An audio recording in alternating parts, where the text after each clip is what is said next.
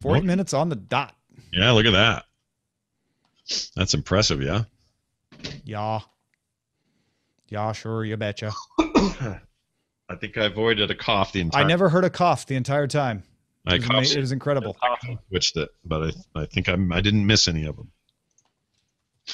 This thing's been awesome. I've had this thing since like 2009. The mic mute. Yeah, I have a mute button on the mixer right here, and I that's cool. cool. Use it all the time. In fact, when I awkwardly smacked into my microphone during the show today, I was immediately mute. Titles. Title. John Title. Top is FRM, Facebook Rights Management. Gray is the new hat. That took me a second, actually. That one's pretty funny. Uh-oh. Sorry. See, now I got whatever you got, except I'm sneezing. Got it through the internet. FBI punishes Apple with 50 Shades of Gray hat. Amazon searches for a tablet Oasis, the thinnest GoPro we've ever made. Vulcans find it illogical to not render 3D. Building 8 is where Facebook keeps all the alien, and then parentheses where, parentheses, ellipses, brackets. No parentheses. Legal zombification of computers, agents of Ares, Ares being initialized. Agents of Ares. It's not bad. The Tennessee Valley Coding Authority. See, Snapchat wants you to stick it.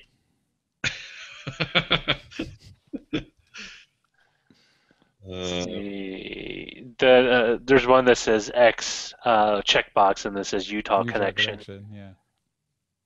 Google tries to score a goal. Freedom contractors. Oh, they're doing like goal. They're doing... Right. All right. Took me a sec. Why pay hackers when you can force Apple's hand for free? There are very few tablet ones or e-reader ones. E-reader ones, yeah. What do you guys like?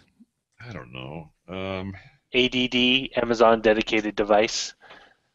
Oh, that's clever because that's kind of central to the point. Yeah. That we were making. I just saw that, and it's from Shane. I like it, but I don't know. You're a wordsmith, Shane. Yeah, Shane the wordsmith. I like it. That one's pretty good. It goes directly to the point of it. Yeah. And is funny and pithy. Yeah. Pithy. It's all the things. It's everything we need and more. It's not the title we wanted, but it was the title we needed. No, it's the title you're getting. Yeah. All right. So excited. I'm going to go grocery shopping today. That sounds like fun. Is it a monthly yet? No, it's a weekly thing. I actually enjoy grocery shopping. What do you? What's your? Do you have a pattern that you follow every time you go? Like, is it I don't know, special store you like, that kind of thing? These days I pretty much go to Ralph's. It's not a Big Lebowski thing. It's just happens to be a Ralph's. I don't go to the closest Ralph's either. There's one a little farther down from me that has a bigger selection and cheaper prices than Whole Foods or Trader Joe's even. Oh, wow. I like the sound of Ralph's. Yeah. You know, that's funny. I actually stopped going to Trader Joe's. Like, I go on the rare occasion, but I don't go out of my way to go to Trader Joe's. Yeah, we go to Trader Joe's when we need something in particular, or when we go to the ArcLight in Culver City, there's a Trader Joe's right next to there. So sometimes we'll go then. But the Trader Joe's guy's got a new store coming out. I don't know if you heard about that. It's supposed to be like Whole Foods, except not like a fraction of the cost, but they want to focus on. So like to do to Whole Foods what Trader Joe's did to other grocery stores. Basically, yeah, like they want to pull the rug out from that a bit, which is interesting. I feel like Trader Joe's is close to that already, so I'm not sure how different that would be. Well, they would have to get on the game in terms of produce. Yeah. And for sure.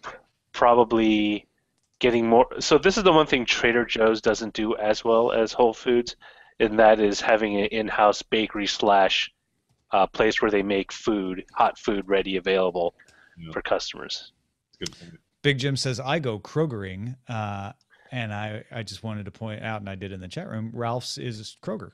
It's just called Ralph's. The Kroger, yeah, Kroger owns everything now. It seems like. Yeah. They used We to- have like the generic stuff on the shelf is Kroger brand. Yeah. And Ralph's tries to pretend like it's their in-house brand, Kroger. And I'm like, no, it's just Kroger. Do you have Ralph's stuff on the Kroger shelves in other stores? Oh, it's our in-house brand, Ralph. You guys have it's a little hippie sounding, but do you have one out there called Sprouts by chance? Yes. Yeah, there's some Sprouts around. In fact, Sprouts opened up near Django and Sawyer's old day pet running place in Petaluma. Yeah, I like them. We have one right near us, and it's pretty We good. don't have any near us. Hmm. They are around, though, in LA. There's one in Saramonte now. Oh. I like them. There's did you guys ever get the Fresh and Easy? No, Oh, yeah, it was, I used to. It was that was my Tesco nickname in high from school. it. But, yeah. It was, and they wanted to broaden out the U.S. market. And this is one of the weird things about British and American companies trying to cross over the Atlantic and trying to open up stores in respective countries. They never really work. They like some of them do, but for majority of them, they don't. Aldi was big in Southern Illinois when I was growing up, and I did not know until later that it was a German chain. Well, they own Trader Joe's. They actually bought the original Right. Trader Joe's back in the late -- and that's the family chain that runs everything. Oh, I didn't know that. German? Yeah. No. Vibro My grandma used to drive. We had IGA, Super Value, and Kroger in my hometown. My grandma would drive 15 to 20 miles to the next town to go to Aldi because she just thought it was much better. Yeah. Well, you always have your favorites. Yeah. We're big on Harmons here. We have a lot of Harmons. We have Vaughn's, which is basically Safeway, Hmm. and then we have Albertsons, and actually no, Albertsons got bought up. It's now called Hudgens or something. Oh, we used to have Albertsons too, and they're not here anymore. I wonder if they just. Oh, maybe they're new too here. Maybe they have a different name now. And Gelson's. Shane likes Gelson's. You ever been to a Piggly Wiggly? Oh, Piggly Wiggly. Yes. That used to be our store, and then it got bought, or it got in Greenville. It got taken over by Super Value, or switched to become a Super Value. Yeah, I've been to one Piggly Wiggly in Mississippi, and it was awesome. Loved Piggly Wiggly. Yeah, it's great. In fact, that's so funny. Like growing up, we only went to Piggly Wiggly until it became Super Value, and then we slowly started going to IGA more often. Yeah. The conglomeration of supermarkets. There's no more mom and Never really went to Kroger much growing up, though. Yeah, supermarkets are a thin margin business. Those, unless you're willing to do loss leaders and stuff. I mean, that's why you bleed so much money out of those things. Well, isn't that why Target and Walmart can get they have their super Targets and super Walmarts because it is a loss leader for them. Yeah. They totally make it up in whatever else they sell you. Like, Yeah, delis and stuff. whatever may be there. Oh, I tell don't even. you about my project. I was going to bring it up today and I forgot. Oh, what is it? So I ordered a Raspberry Pi 3, and I'm going to build and program out a full-scale custom arcade cabinet Right. Oh, right. that's right. with the full-blown, emulation in it with the Raspberry Pi, which is like, for me, the biggest revelation was, oh my gosh, why am I not doing that? It's got a 32 gig, SD card. It's all I'd ever need. It's not like it's, I don't need a PC anymore to do this. And I'm going to make it based on the cabinet that I did in that. I don't know if you remember the print I did called Space Murder. Did I ever show you that? Maybe I didn't. It's not striking me right now. Sounds rather gruesome. Yeah, it does, but it's not really. I remember a print you did with an arcade cabinet in it. Yes, you're probably thinking of the one because I think it's the only one I had, and it's still Okay. up on the store. But basically, I want to recreate that. That cabinet. Like cigarette marks on it, and like a banged up side, and a Coke can like glued to the top or something. I wish I could find it. Darn it. And build the whole thing, and then have it be a big functional thing. And I think Nick and I are going to do it, and we're going to kind of chronicle it on YouTube. But it'd be a fun thing to talk about on the show when we get closer. Oh, that's gonna be great. Nick's gonna do it with you. Yeah. What a great project. Yeah, he's stoked. He's beyond this. He's out of his mind excited. Oh, here it is. I'll send it to you. Here, Roger, you can see it too. Funny, everybody's asking me now, like, did they have Jewel in Southern Illinois? I'm like, nope, that was a Northern Illinois thing. First Jewel I ever went was a Jewel Osco in Champaign. And then Big Jim asked if we had Food Town. I don't remember nice. Food Town. We had Shop and Save and Deerbergs Oh yeah. Not in Greenville, but nearby. The more you shop, I the more totally you built save. an arcade cabinet for Call for Help way back when. Did you really? It was one I of those remember that. sit down cocktail Oh, ones. like the cocktail one, yeah. Where did it end up? Is it still there somewhere? I think one of the crew members took it home. Yeah. On the last day, we were all leaving the set. That was our last show. I looked around. I saw him and someone else carrying it out. It's like, don't break it. I might want it back someday. That's amazing. Yeah, could you even get it back? Do you remember? No, You don't I have no remember who idea. It took passed do you? out from his hands to someone else. Yeah. Honestly, it was more about putting it together than actually playing it. Yeah, no, for me it's the nostalgia of having a full size cabinet and designing and doing all the art myself. Like that's super exciting to me. Remember when you were growing up, they used to offer those contests in the cereal box, like 5 lucky winners will get a full size Centipede arcade for their home. Yep. And like, oh, I want you were as a kid, it's like, oh, I want one of those. I said, I want one of those. For $3,000 or $4,000 new, so it was a pretty good thing. Problem is when you get them, your CRT had like a lifespan of just a few years or something. Well, what was the company? And this is the thing about not having CRTs anymore, having them essentially new builds outlawed, is it's impossible to get a replacement CRT. So you have to make do with an LCD, Yeah. which is better for the environment. It's lighter and it's easier on your eyes, but you don't get the same feel. No, you don't have that weird diffusion on the edges. You don't get that. The scan lines, you don't get any of that. It's not giving you whatever cancer it's giving you anymore. Like it's just not the same. But you can fake a lot of that really well now with emulation stuff and create like scan lines and low resolution, and you can do some pretty cool stuff. And this is how spoiled we are. Is that the reason why it doesn't look so good is because the resolution's so sharp compared to like the CRTs from back then. Yeah. And so what you're complaining about is the fidelity of the equipment so high that it shows you how crappy it was It's true. to begin with. Hey, thanks to Scott who just bought Pilot X on Inkshares 4 minutes ago. Nice. Also represent Scott. Representing the Scotts of the world, yeah. Right. I haven't actually looked at this yet. Yeah, it's just the Raspberry Pi is just a straight up circuit board. Oh, I gotta get a controller board though. That's the only part I don't have because I got it. Joystick stuff. I gotta go through all that crap. So what are you gonna use for the joystick? Are you gonna get some?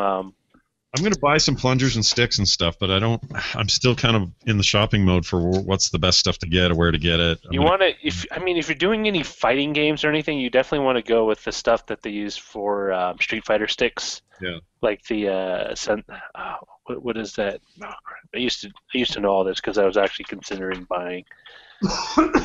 like a fighting stick. Yeah, like I would build one. I was going to build one for not Texel. That was for the other show. Let me see, Street Fighter stick. Maybe someone in the chat room remembers what I'm talking about. Amazon's got some pretty good stuff. Like, well, I don't know if it's good stuff, but they have a bunch of button and stick options. I need to ask around and just see who says this is what's good because I have no idea. Yeah, you want to get like for like Japanese arcades, like Sanwa parts are generally. Sanwa? Oh yeah, I'm looking at those now. That's a good brand. Yeah, and there's also like, for example, they sell buttons they're not like American ones where they're depressed. They're actually convex instead of concave. Oh. So when you play like Street Fighter, you can just tap the buttons instead of having to put your entire finger on the button to get it to punch. Oh, look at that. Yeah, interesting. They've got some LED ones too that are clear and will light up based on color stuff you can program in the Raspberry Pi. I mean, there's a lot I could do here that it just depends on how dumb I think I am. Getting a good control down is critical because that will totally affect the feel of the game you play. Makes it, yeah, exactly. Like what's that? X Arcade, I'd probably stay away from. Yeah. You know, those guys that sell that. Because I've used their sticks; they're fine, but they're not the best in the world. So I'm looking at some buttons. There's some. Sanwa has a DIY kit. It's got a joystick and a whole bunch of buttons. I wonder if this is a good deal. Only $60. Oh, and a control board too. USB control board. Ooh. Yeah, this is all this stuff is super foreign to me, but I want the challenge. I want the electrical part. I'm excited. This is going to be fun to watch. Yeah. It will be really neat. Like once you start, I think one of the key parts is just measuring out your layout for your buttons. Because if you're going to do it like most people do, where you basically cut into a chunk of plywood and then you bolt or screw in the buttons and the controller, kind of figure out what the layout is for best for you. Yeah, I think I'm going to look at like measurements on a lot of the classic games that matter to me the most, and then just sort of adhere to that. I'd love to have a trackball in there, but I don't know if I want to go that far. Those trackballs were a big deal for like Missile Command and Centipede and stuff. Anyway. Well, listen, I'm out of the post. Thanks everybody for watching or listening. Either one. Yeah, either or. Let Scott rest again. Yeah, I'm going to go get some more honey and lemon, and may you two have a great afternoon. You too. You too. May